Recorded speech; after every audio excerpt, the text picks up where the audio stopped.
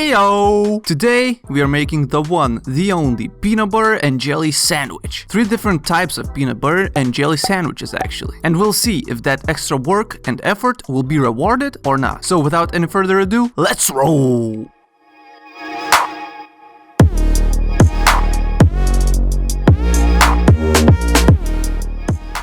Okay, so today we are making the heavily requested... Okay, maybe not. But still, we are making the American classic. Certified classic. So everyone knows how to make a peanut butter and jelly sandwich. It's really simple, right? So first, let's make it the classic way. The way God intended it to be. First, let's grab 2 slices of white bread. To some of you, this is a weird shape for white bread to be in, but don't worry, my American friends. It's basically the same bread that you have. Anyway, let's not discriminate the bread, and let's put some peanut butter on one side of one slice of the bread.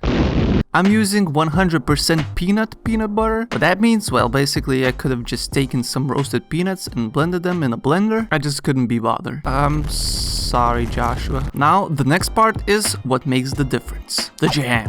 You can use store-bought jam and peanut butter, and that's fine. But if you make your own jam, if you grow your own strawberries, boy oh boy is it better. Mainly because you know you've put a ton of love and your own labor into growing these red strawberry-shaped berries. Anyway, I haven't grown these strawberries myself, but I didn't make the jam myself either. But I bought it.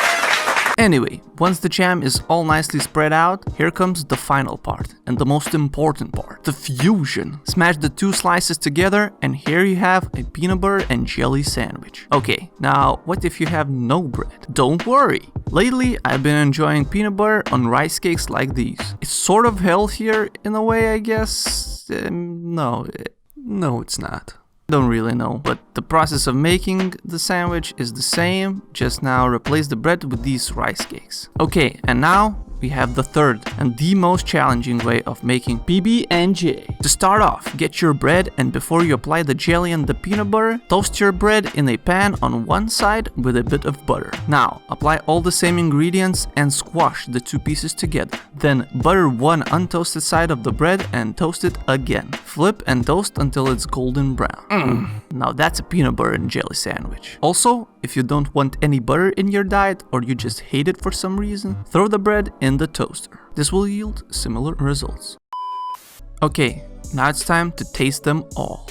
Okay, so let's start off with the Rice Krispie one. It's crispy, and it's kind of good. The only problem is that the jam and the peanut butter spills everywhere. Okay, now let's try the butter toasted one. Okay, this one is actually better. Okay, now the classic. White bread, jelly, and peanut butter.